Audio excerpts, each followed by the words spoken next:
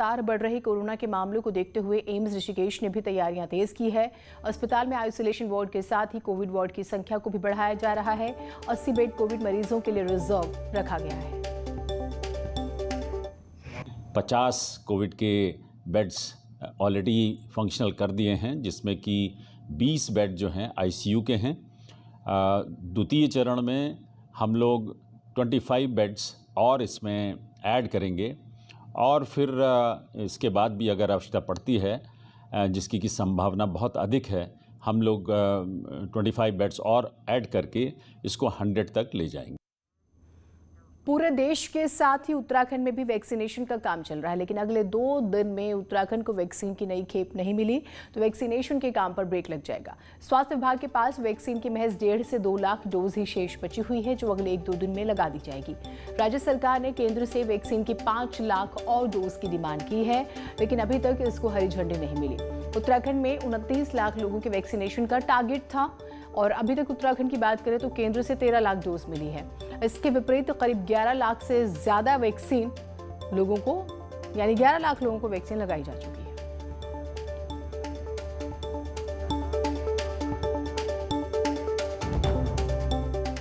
उधर उत्तरकाशी में अब तक 50,000 से भी ज्यादा लोगों को कोरोना वैक्सीन लग चुकी है। धीरे धीरे कोरोना वैक्सीनेशन की रफ्तार धीमी पड़ रही है, क्योंकि जिले में मात्र 2 दिन का ही, अगर हम बात करें तो 2 दिन की वैक्सीन बची हुई है। इसी वजह से स्वास्थ्य विभाग की चिंताएं भी बढ़ गई है।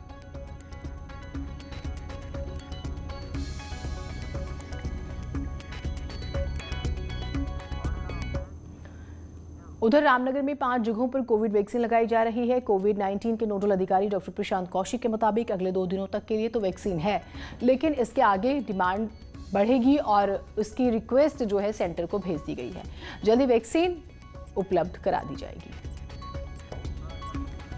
तो कुल मिलाकर आपको हमने प्रदेश के अलग अलग जिलों की जानकारी दी, वहां पर केसेस किस तरह से तेजी से बढ़ रहे हैं और वैक्सीनेशन को लेकर जो है किस तरह से ये पूरी ड्राइव चलाई जा रही है और वैक्सीन की कमी है, ये भी हम लगातार दिखा रहे हैं। शैलेंद्र नेगी हरिद्वार से जुड़े हुए, भारती सकलानी भी हमारे साथ जुड़ी हुई हैं, दोनों से ही बात करते हैं। शैलेंद्र, हरिद्वार की जब हम बात करते हैं तो वहां पर अब अधिकारी भी चपेट में आ रहे हैं, तो ताजा अपडेट्स कोविड को लेकर क्या है वहां का, जरा बताइएगा। देखिए, कल का अगर हम देखें तो सबसे ज्यादा, अगर प्रदेश में जो आंकड़े आ रहे हैं पिछले 2-3 दिनों में, तो सबसे ज्यादा हरिद्वार जिले में केस आ रहे हैं। और उसका सबसे बड़ा कारण यह है कि जो महाकुंभ चल रहा है, महाकुंभ के कारण यहां पर कोविड की टेस्टिंग जो है वो बहुत ज्यादा बढ़ चुकी है।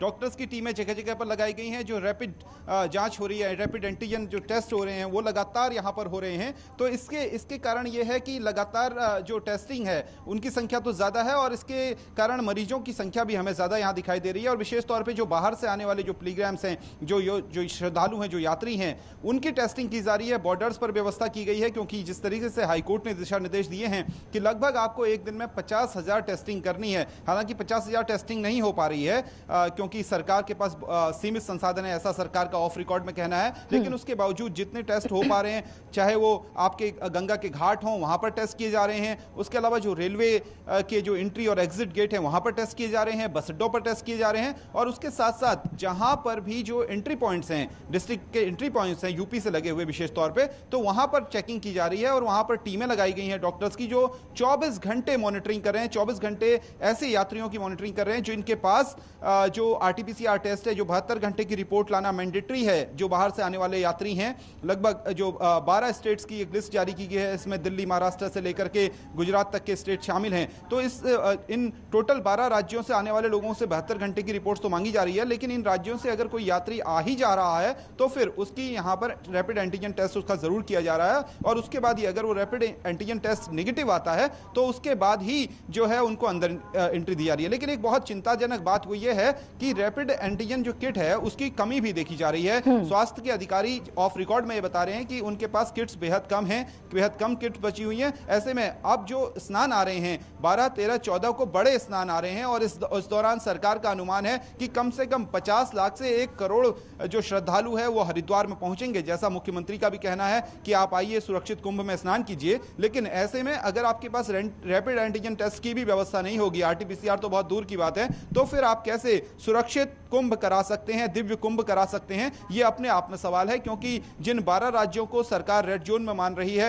जहां बहुत ज्यादा कोविड के केसेस आ रहे हैं, वहां से भी बड़ी संख्या में श्रद्धालुओं के आने की उम्मीद है। और जहां तक बात है कि श्रद्धालु अपने साथ कोविड टेस्ट लेकर आ रहे हैं, तो जो अवेयर हैं, जो वो लोग अपने साथ लेकर के आ रहे हैं, लेकिन जो आम श्रद्धालु हैं वो अभी भी बिना टेस्ट के यहां पहुंच जा रहे हैं। तो सरकार के लिए क्योंकि लोग कंफ्यूजन में रह गए। एक बार मुख्यमंत्री का स्टेटमेंट आता है कि किसी तरह की रिपोर्ट की जरूरत नहीं है, और बाद में जब काफी हो हल्ला होता है तो फिर आप सडनली मैसेज करते हैं कि नहीं, रिपोर्ट की जरूरत है, और इस बीच में काफी लोग जो अपने घरों से निकल चुके होते हैं। भारतीय लापरवाही हुई शुरू से लेकर आखिर तक, और आज हम देख रहे हैं कि उत्तराखंड एक छोटा सा स्टेट, लेकिन आंकड़ों के मामले में ऐसा लग रहा है जैसे टक्कर दे देगा बड़े राज्यों को, जिस तरह से मामले 700-600 से ऊपर रोज के आ रहे हैं।